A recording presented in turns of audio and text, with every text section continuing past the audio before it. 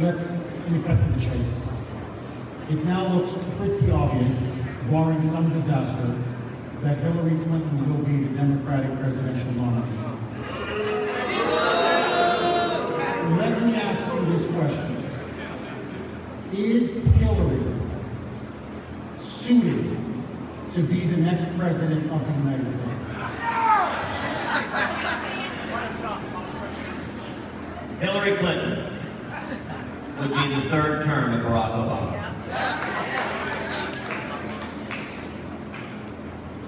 It reminds me of what Ronald Reagan said about leftists. It's not what they don't know. It's that so much of what they know just isn't so.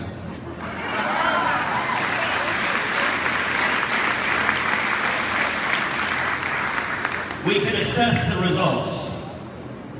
Under Barack Obama and Hillary Clinton, our national debt went from 10 trillion to 18 trillion, larger than our entire GDP. Under Barack Obama and Hillary Clinton will continue this, the federal government went from defending the Constitution and Bill of Rights to targeting the constitutional liberties of every American. Under Barack Obama and Hillary Clinton, we abandoned and alienated our friends and allies throughout the world so they no longer trust us. And under Barack Obama and Hillary Clinton, our enemies no longer fear us. Radical Islamic terrorism was on the rise. ISIS, which not too long ago was dismissed by the president as the, quote, junior varsity, is now crucifying Christians, beheading children, putting men and women in cages and lighting them on fire. They have declared war on America, and we still have leaders, including Barack Obama and Hillary Clinton, that cannot bring themselves to utter the words, radical Islamic terrorism.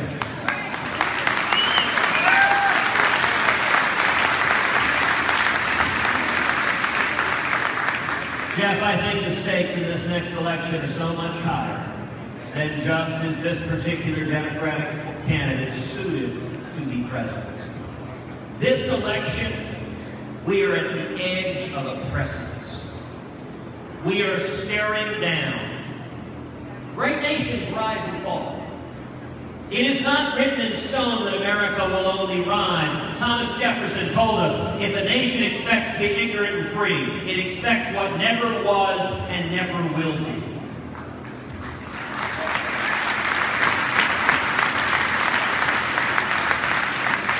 If we keep going on this current road, 4 years down this path, Hillary Clinton will take us over that cliff. There comes a point where the hole is too deep, where the debt is too great, where our constitutional rights have been stripped away too far, where the world has gotten too dangerous, and America recedes. So not only is Hillary Clinton unsuited to be president, but we are fighting, each and every one of us are fighting to make sure that our children and grandchildren can enjoy the blessings of liberty that were God's gift to each of us, and that we owe it to the next generations to preserve.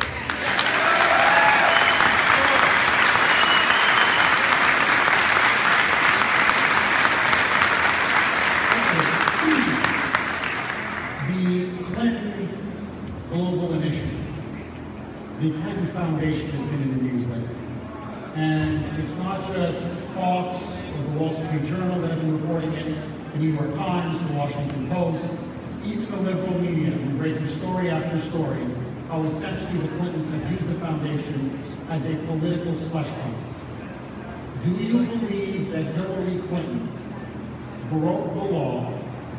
Do you believe that she sold access and influence in exchange for donations from foreign governments and foreign individuals? Well, let me answer it two ways. In the next 19 months, we're not going to find out for sure. Because sadly, under Barack Obama, the U.S. Department of Justice is the most politicized, partisan Department of Justice in history.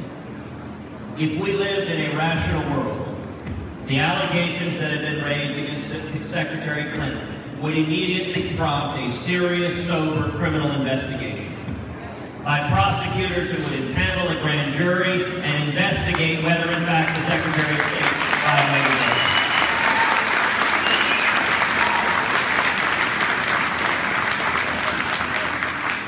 That's what should happen. They have time to prosecute conservative movie makers like Dinesh D'Souza. But apparently no time whatsoever to investigate the IRS targeting individual citizens and persecuting them for their political views.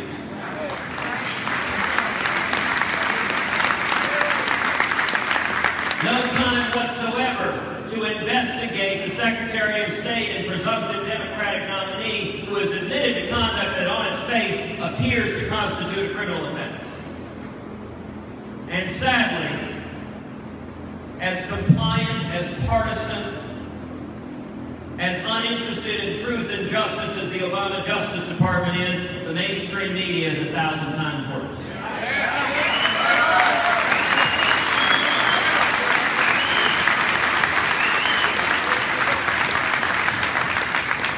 We do know that George Stephanopoulos helpfully contributed $75,000 to the Clinton industrial complex. That paid for roughly 7 months of Sidney Blumenthal's retainer. Now, maybe, because Hillary Clinton doesn't actually answer questions from the press, maybe George was just making a down payment on a speaking fee trying to get her to answer a question.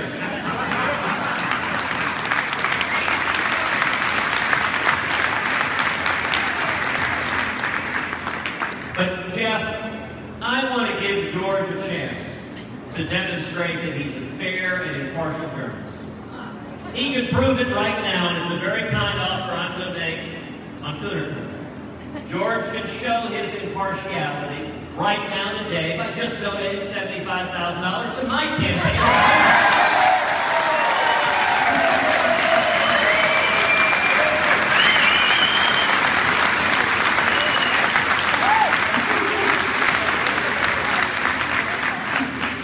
But let me make a broader point.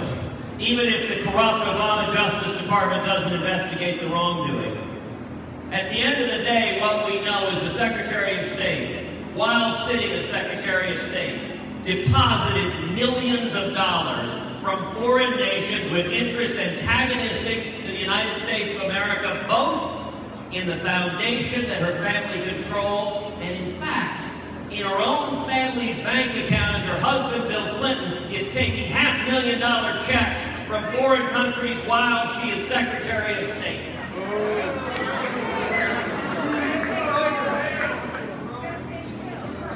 That ain't complicated. Look, we're heading in to the NBA Finals. Let me ask, how do you think the Cleveland Cavaliers fans would feel if they discovered all the refs were being paid millions of dollars by Golden State?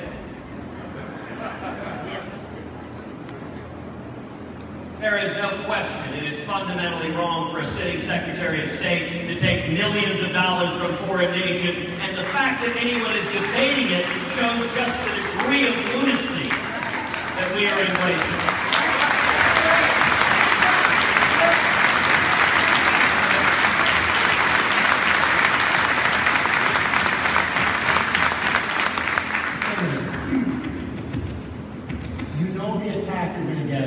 From the liberal mainstream media. And in fact, let me just lay it out in a sense. We have a liberal staff member who works at Entercom. She works in the sales department. I won't give out her name. Now, Jeff, have your lawyers briefed you on the legal doctrine of hostile work environment? She's a big Hillary supporter.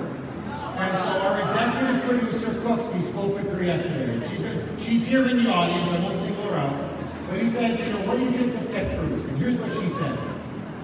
Ted Cruz on abortion is an extremist.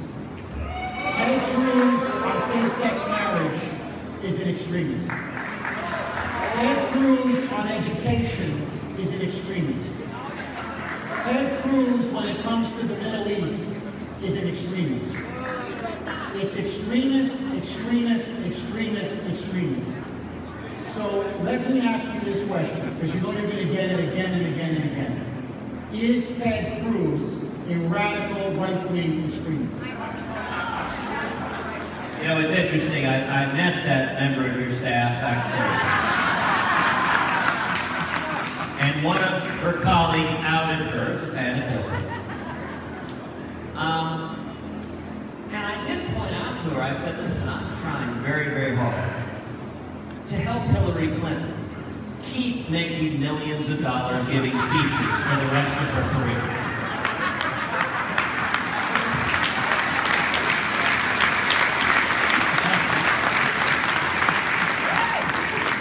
You know, it's interesting, if you look at the policies of the left, they engage in a process that I think Sigmund Freud would call projection. Look at every one of those issues you went through and let's examine where Hillary Clinton's views are. Let's start with abortion. Hillary Clinton's views on abortion is abortion should be legal in every instance, no matter what, up to the moment of birth. Partial birth abortion should be legal. Parents should not be notified. If your teenage daughter is getting an abortion, you have no right to know about it. You have a right to know if she gets a tattoo, but not if your teenage daughter gets an abortion. Taxpayer funding should provide for it, and there should be no restrictions whatsoever on abortion. We know that because Senate Democrats just last year introduced legislation to preempt every state restriction on abortion and allow unlimited abortion in every circumstance. Do you know what percent of Americans embrace Hillary Clinton's view of unlimited abortion on demand up until the moment of birth? 9%.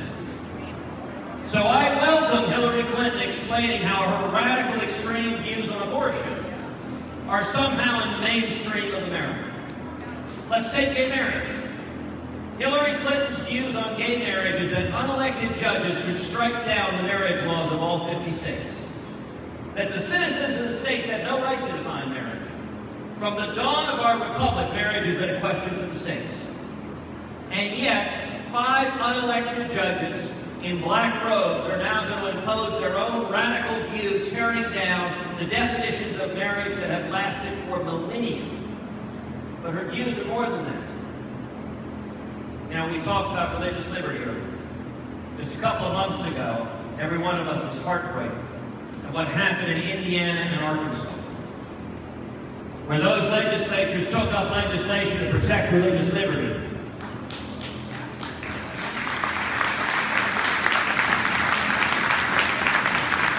And there was a perfect storm of the modern Democratic Party, which has become so radical and extreme in its devotion to mandatory gay marriage, that there is no room in the Democratic Party for anyone defending the religious liberty protected in the First Amendment of the Constitution. You know, there was a time not too long ago that religious liberty brought us together in bipartisan ways. 2 decades ago, Congress passed the Federal Religious Freedom Restoration Act. It passed the Senate 97-3. It enjoyed the support of such famed right-wing nutcases as Ted Kennedy, Chuck Schumer, and Joe Biden. They all voted for it. It was signed into law by President Bill Clinton, a Democrat. Now, that law was substantively identical to the law Indiana and Arkansas took up. The position of the modern Democratic Party in complicity with the mainstream media and big business is there is no longer room for protecting religious liberty. If Hillary Clinton ever answered a question from the press, one of the questions Hillary Clinton ought to ask, is it your position, Secretary Clinton, that when your husband signed the Religious Freedom Restoration Act, he was somehow a bigot, which is what you're saying about Americans doing the same thing today?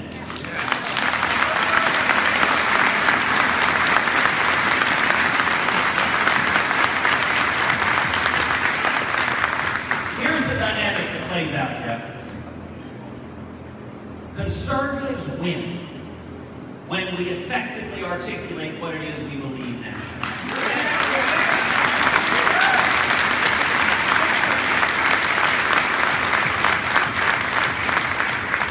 Liberals win when they effectively obfuscate what they believe. And the reason is simple. This country remains a center-right country. This country remains built on Judeo-Christian values.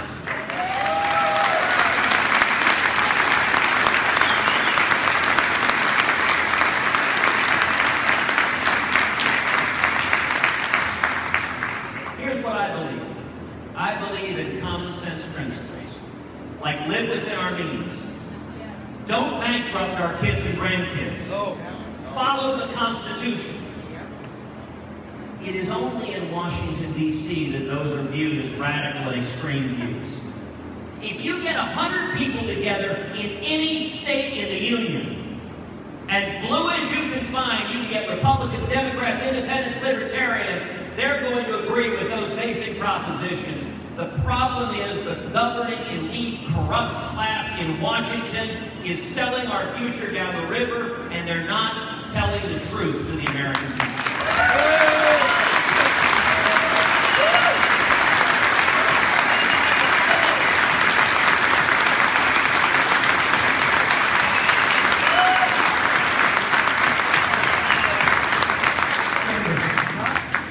Tomorrow, Senate returns. They're going to take up the NSA. Rand Paul says he's going to make a stand on behalf of civil liberties and privacy in the Fourth Amendment. My question to you is this. Where does Senator Ted Cruz stand on the NSA surveillance program? Do you think it's time to repeal it?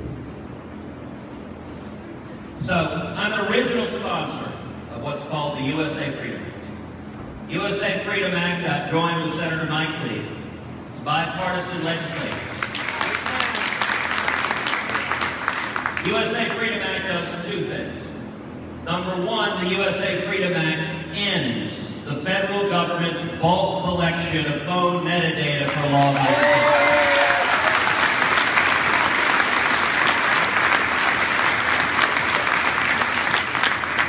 I believe in the Fourth Amendment. I believe in the Bill of Rights. I have spent my entire adult life fighting to defend the Constitution and the Bill of Rights.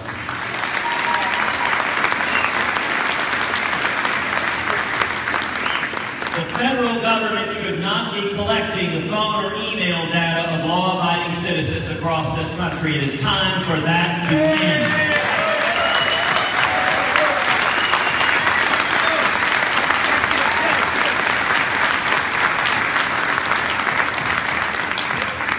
At the same time, the USA Freedom Act maintains the ability, if there is specific evidence that an individual is communicating with radical Islamic terrorists, that an individual is involved with terrorism, it gives tools for law enforcement and national security to search their emails or their phones.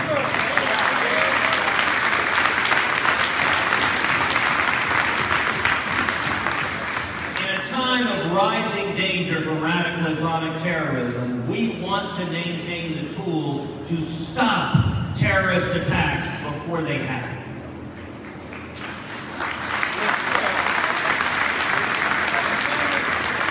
And when it comes to the Fourth Amendment, what the Fourth Amendment prohibits is unreasonable searches and seizures.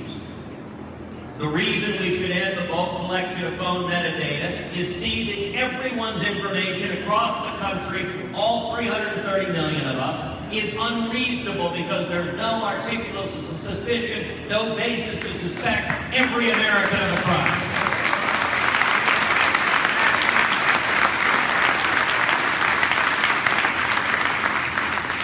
But on the other hand, the Fourth Amendment has routinely allowed law enforcement, if there's evidence that you've committed a crime, to go and get authorization to have a reasonable search and seizure that is particularized for the person who is in communication with the terrorist. That's the right balance, I believe. The USA Freedom Act passed the House of Representatives overwhelmingly, 338 votes in favor of the USA Freedom Act.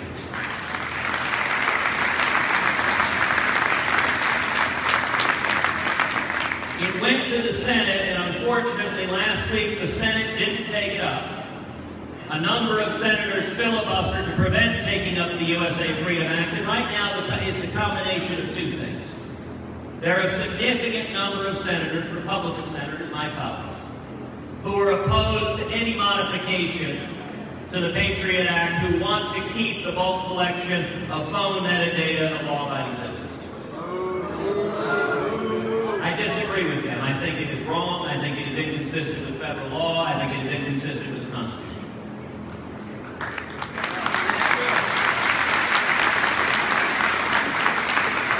Now, there is also, you mentioned, my friend, Senator Rand Paul. Now, Rand is a friend. He and I have stood together many, many times. Indeed, the first time I ever spoke on the Senate floor was during Rand's filibuster on drones.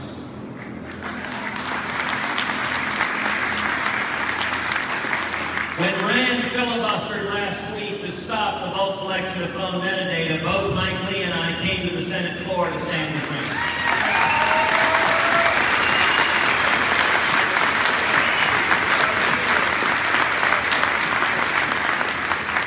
But I will say, both Mike and I disagree with Rand in one aspect of this debate.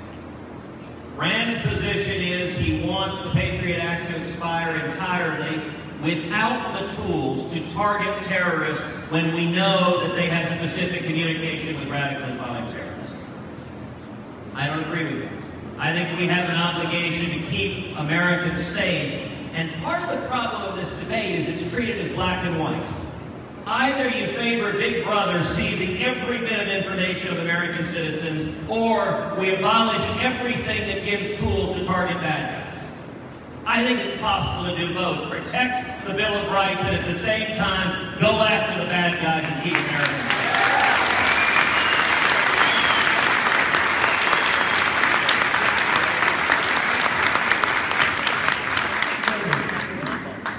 Let's just say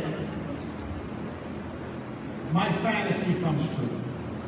We're 19 months from now. This is G-rated. And it's no longer Senator Cruz, but it's El Presidente Cruz.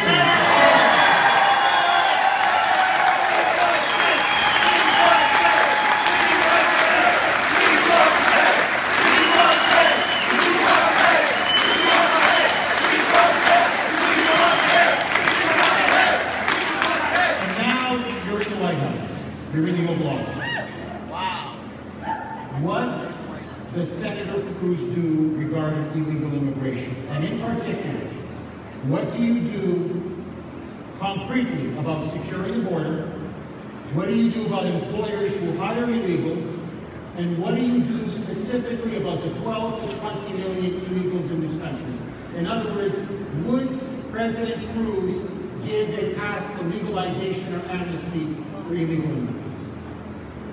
Very important question. Let me start by saying, if I'm elected, January 2017, I suppose the first thing I should do is send flowers and a note of condolences to all of the reporters and editors who check themselves into therapy.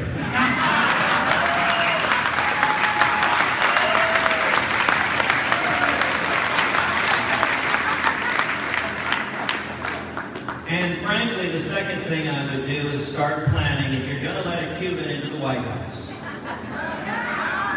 start planning for December 24th, 2017, when I guarantee you we will have a pig roast on the South Lawn.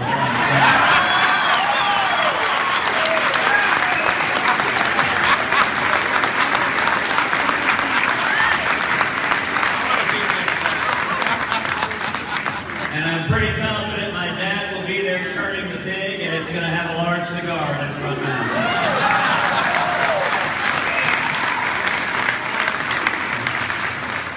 The question of immigration is a very, very important question. And actually, immigration is an issue on which I am long-term optimistic and short-term pessimistic.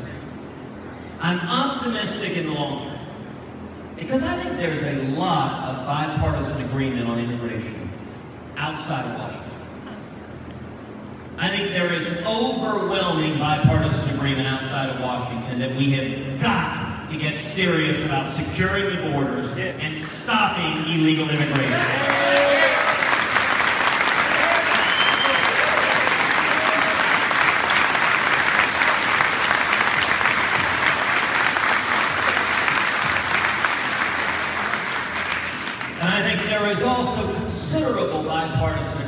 outside of Washington, that we need to improve and streamline legal immigration.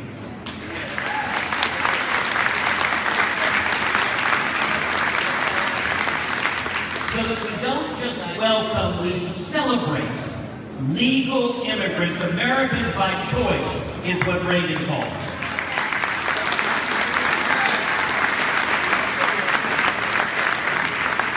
As you know, I'm the son of an immigrant who came legally from Cuba 58 years ago seeking the American dream.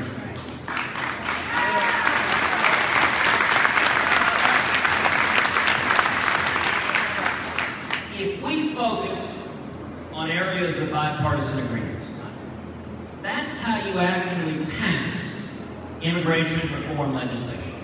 You focus on what brings us together. If we drafted legislation that secures the border, that stops illegal immigration, and that improves and streamlines legal immigration, that you can get through Congress. Now, why am I short-term pessimistic? I'm short-term pessimistic because I think neither Barack Obama nor the Senate Democrats have any interest in actually solving this problem. That is the reason they focus obsessively on the most partisan, divisive aspect of this entire debate, which is amnesty, a pathway to citizenship for those who are here illegally. I think amnesty is wrong.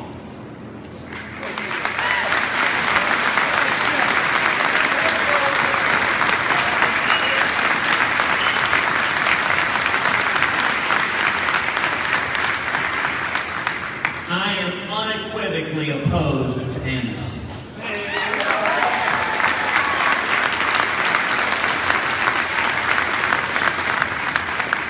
It is inconsistent with the rule of law, and it is profoundly unfair to the millions of legal immigrants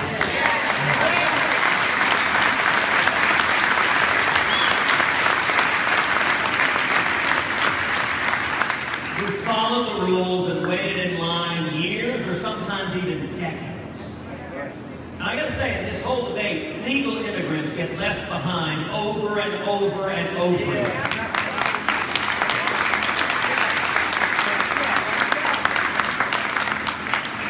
President Obama has been cynical, he's been partisan, and by the way, a point that I make when I speak to folks in the Hispanic community, Barack Obama, for the first 2 years of his presidency, had a Democratic majority in the House, a Democratic supermajority in the Senate. He could pass any dang thing he wanted, as we saw with Obamacare and Dodd-Frank. And he did nothing, zero on immigration. This isn't about fixing the problem. This is about playing partisan politics in the most cynical, crass way, and it's why people are fed up with politicians in Washington.